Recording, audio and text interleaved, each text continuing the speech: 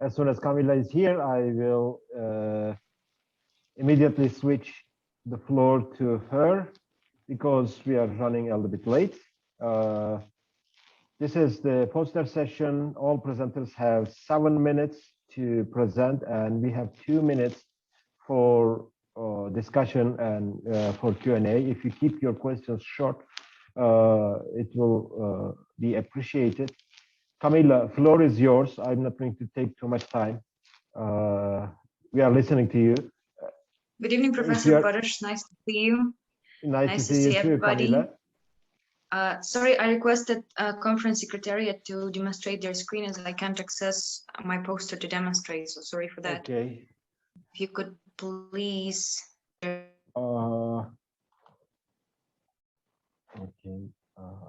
Participants. I cannot co-host you. Madi needs to no, do I was that. requesting this from Adil Khan and Madi. Maybe some of them can share their screens now. Kamila, you're co-host now. No, I cannot share because of my device. Like I cannot demonstrate this through my device. My device does not access. Oh, please send it to Madi then. Okay, Madi is going to be sharing, or Adil Khan is going to be sharing. I actually can start maybe. Okay, why don't you start and we'll catch up with the slides when you are talking. Yeah, because we only have one slide so far. Yeah. Okay, so yes, I will just quickly proceed then. So once again, nice to see everyone. It's like a big honor for me to be able to present my small study. So basically, my study is the study of youth national identity as a way for long-term identity building policies in Kazakhstan. And the main purpose of the study is that by unraveling how current youth perceive their national identity and what kind of narrative sentiments are there among this particular demographic group might help policymakers to see, thank you, Madi, to see and construct policies that would work effectively on this particular demographic group. And basically, I do concentrate on 3 pillars so far of national identity, which are number 1, ethnicity. Here I do touch upon tribal sentiments, also kinship importance, and the second one about language. I embedded state language, Kazakh language dimension here as well. And the last one was citizenship and some part of post-Soviet identity. The reason was that why I do embed post-Soviet identity is this is something that is common for many currently Eurasian former Soviet states, and that's a part of identity of even young people, as I supposed. And the reason why the particular demographic group, my research unit, is people who were born in the first decade of independence, but it is not only about them being born in the first decade of independence from 1991 between 2001. And this is also because these people, because so far in 2019, we all know that there was very important political turnover in Kazakhstan, such as resignation of the first president, Nazarbayev. And this particular demographic group have witnessed this as young adults. So the youngest of this particular group were 18 at that time. And that's why after this event, it is important to see how their national identity perception have changed. And there are different studies on that. That's why like what I do is not something unique, but I relied on different scholarship, which is available. And I'm really glad that I could share my small observations on this. And I also relied on the book of Marian Lerwell. Because she was calling this Nazarbayev generation, but there was a little bit different age group, so I only focus on this particular decade. And basically, my methods consist of 3 different parts. The first one was desk research, obviously. I was going through existing reports on youth in Central Asia and national identity of youth. And the second one was 13 in-depth interviews. Those interviews involved open-ended discussions about how young people see and classify themselves in terms of their nation, ethnic group, and so on. And as I already told, they focused on ethnicity, language, and citizenship. And some narratives from this interview I've taken into a survey. And I also tested some phrases of this in the survey, which consisted of 68 online responses. And I focused on same 3 pillars which I mentioned above. For example, the questions tested from interview were like, I do not agree, or I do not see that Kazakh language would be enough to know and survive in Kazakhstan or something like this. And sampling method I relied on was snowballing, convenience sampling, and that's it. So if we proceed quickly to the results. So once again, in terms of ethnic and national origins, what I discovered within this particular sample size, that around 1/3 of participants considered this to be important. However, around a quarter of those young people mentioned global identity, global citizen type of part. And I think this is really relevant considering that these days, like the global world is there and they get to learn English and study abroad in different universities. That's why that's like one of the common parts of identity building, of how they perceive their identity. And most of them also clarify between cultural and social identities as well. And when it came to language perception, there were no respondents detected who did not speak, understand state language. And during interviews, I saw and I observed contrasting views on if language is a part of their national identity or not. So the views, like, I could not generalize, and basically whatever in the results does not create a very big representation of the whole views, but still. And so, and some of them also told that the conditions of how current youth does not speak state language is the consequence of Soviet nation building policies. When it came to citizenship and post-Sovietness, here, what was found out that like less than half, 41.2%, they were proud of this. And also I embedded this notion about which historical figures they considered important for current Kazakhstan, and answers were divided between former President Nazarbayev, Alashvada members, and the Muhammad Ahmed Al-Qonaev. And basically, this is really interesting findings that I came across with, because Marian Laryl told the society to be really individualistic and to focus on pragmatic parts of their identity, which is why, in concluding this, I would say that policymakers need to pay attention to how young people how they want to have more opportunities from living there, and they want to belong more. And also important notion between Kazakh and Kazakhstani civic versus ethnic identity, which is a very big debate these days in policy making and nation building, is that Kazakhstani may not, according to predictions from this study, is that it is still not much understood by young people in this particular demographic group. And yes, so, and I do believe that this particular demographic group will form, and is already shaping the political culture, the changes of political culture, and it will form maybe ruling elite somewhere in the future. That's why I think that considering how they perceive and producing more studies like that, making them longitudinal, incorporate gender dimensions, and do study across particular ethnic groups would make sense in the future to really see what this generation may bring out for future changes. Yes, so that's it. Thank you. I hope I fit it in time. Thank you very much, Kamila. Just right on time. And are there any questions? Maybe we can take one question, one short question for Kamila. Or we can have the questions at the end. If Alexei is here, we can leave the floor to Alexei.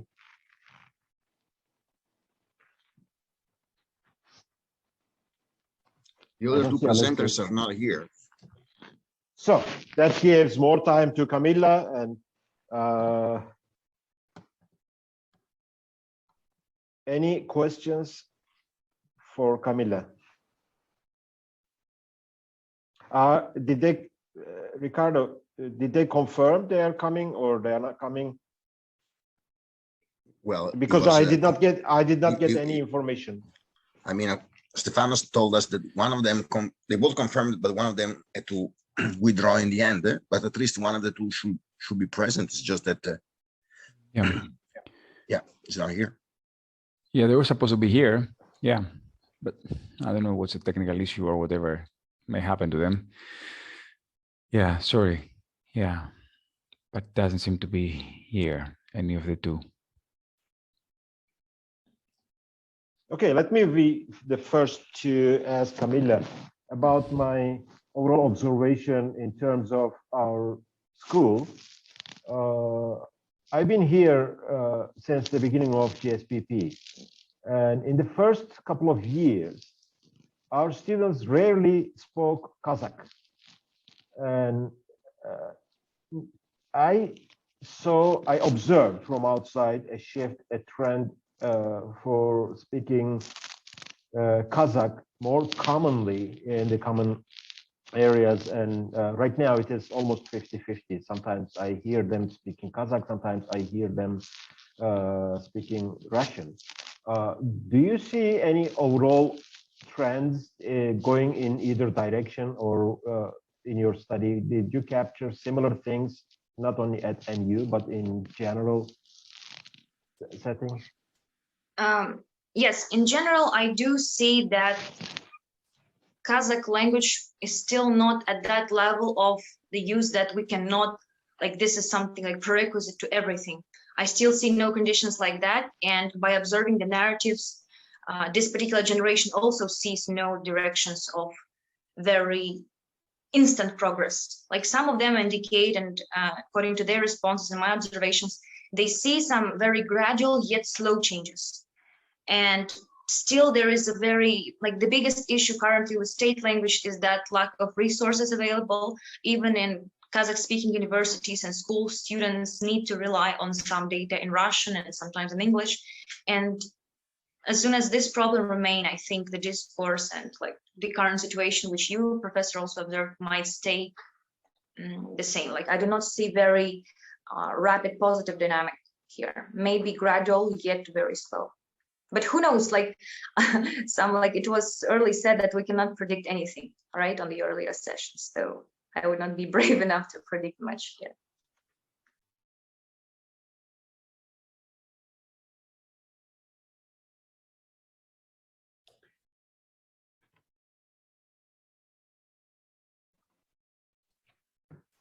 Thank you, Kamila. Professor Iftihar Lodi has a question. Sorry, thank you, Omer. I don't have a question. I just have a comment and self-marketing strategy. In one of my recent interviews, I raised this issue with Jani Bek that probably in Central Asia, we should stop using the term post-Soviet. So this is my marketing agenda. As long as I am involved in Central Asia, I would try to promote it, and I would request Kamila to please stop using the term post-Soviet because it does not mean anything. And, I know, Professor, I learned this very important phrase I keep using, such as ideological bias, that it is ideological bias, and I cannot deny this. But people do use this term. So how can we claim, like, so how can you we and me and a lot of us, if drop by drop, if a lot of us just start arguing that, probably it is the right time to stop using this term. Two terms, Soviet legacy and post-Soviet, two terms. So maybe in 5-10 years, a lot of people would stop using this term, and maybe they would come up with some new term, new identity. That's my comment and marketing strategy. Thank you. While I was looking for our in-house expert on the issue, he already raised his hand, and let's hear Professor Burkhanov on his question or comments. Thank you very much, and thanks, Kamila, for your presentation. I'm glad that there's research is that you're maintaining, keeping up the agenda of youth identity. I guess my question is sort of, you seem to be focusing on a very specific age group, right? So people born within first decade of independence.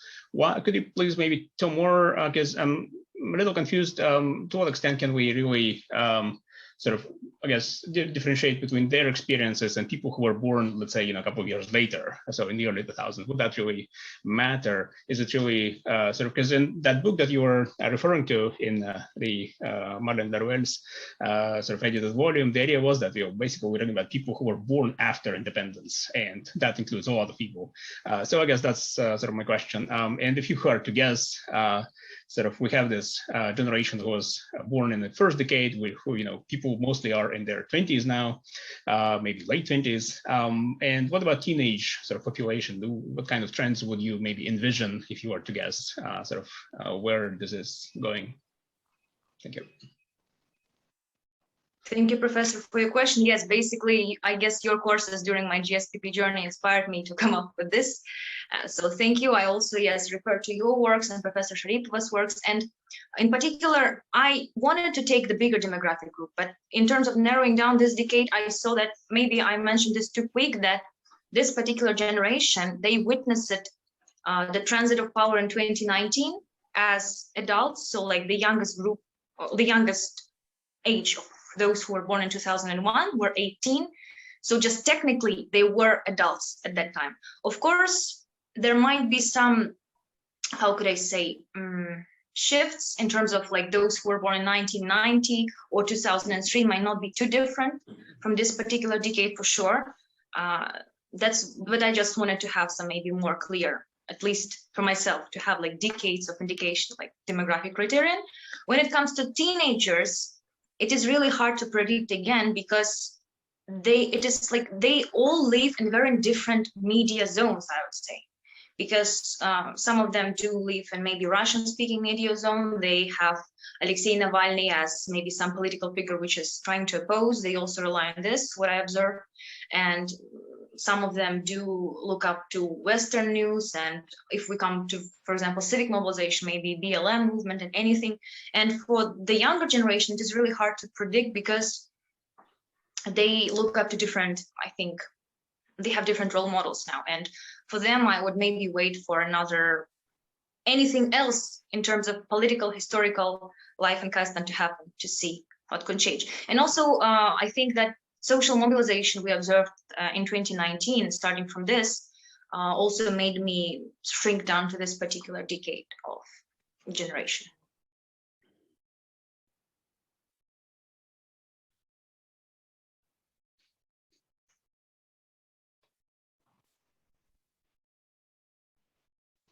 Thank you, Kamila.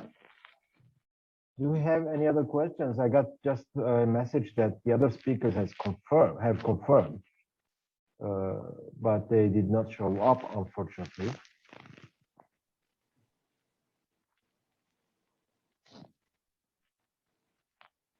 We have our last 10 minutes reserved for us, and this is our last session today, as far as I know. Yes, Aziz? There's a question in the audience. There's a question on the audience, I think. Dr. Khan? Oh, Dr. Shaib Khan. Yes, I did not notice. Sorry. Am I audible? Yes, please. Am I audible? Yes, yeah. I can hear you. My question to Madam Kamila is, what was the status of Kazakh language during Soviet Union? What is the status now? Is Kazakh language strong enough compared to Russian to carry out administration and in education beyond higher educations?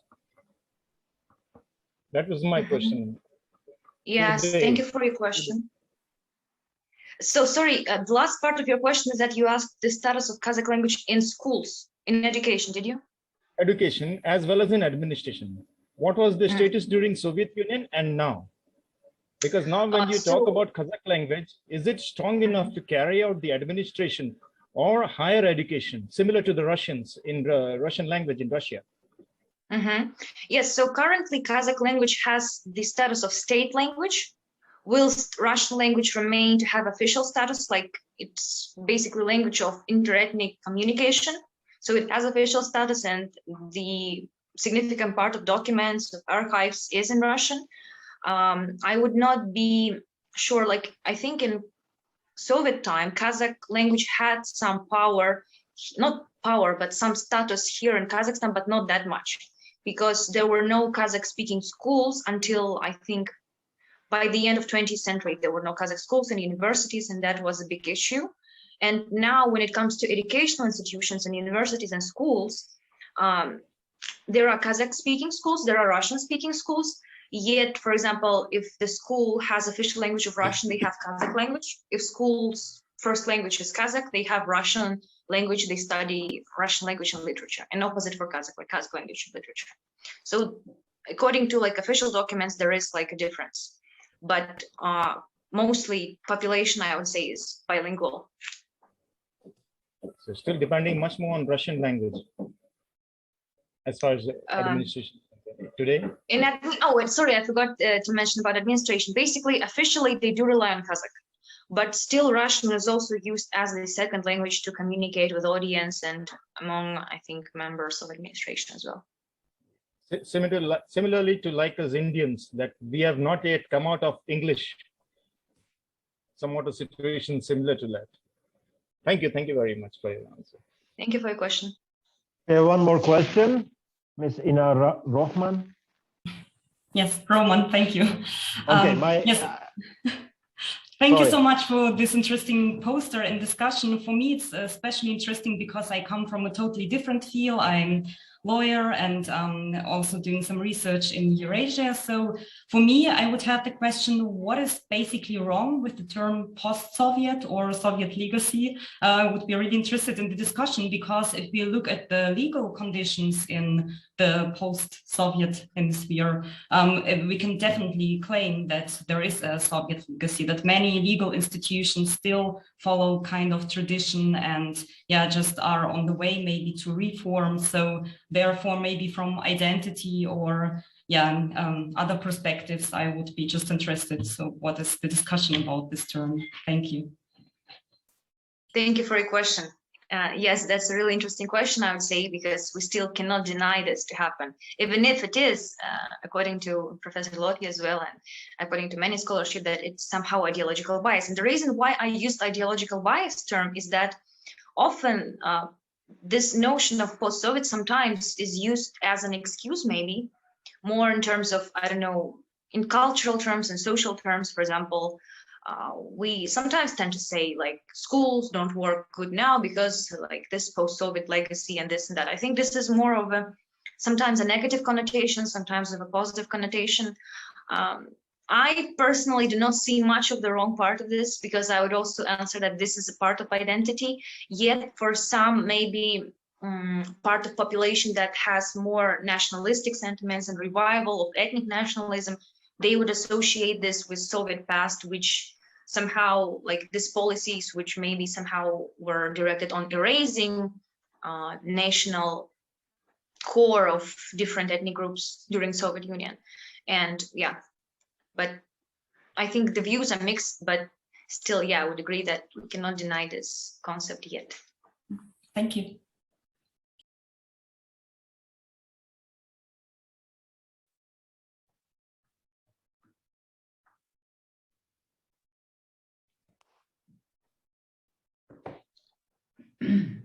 Thank you very much, Kamila. I don't see any other questions, but it was an interesting topic. Thank you very much for your presentation. Now, previous session has actually expanded its time. Maybe that was one of the reasons why we stopped a little bit late. Let's not do that injustice to the closing remarks. We will have closing remarks in 5 minutes. So thank you very much to everybody. Thank you, first of all, to Kamila for this wonderful, interesting topic and presentation, and hope to see you during the closing remarks. Thank you for your attendance and participation. Bye-bye. Thank you, Omer. Thank you, Omer. Thanks a lot. Bye.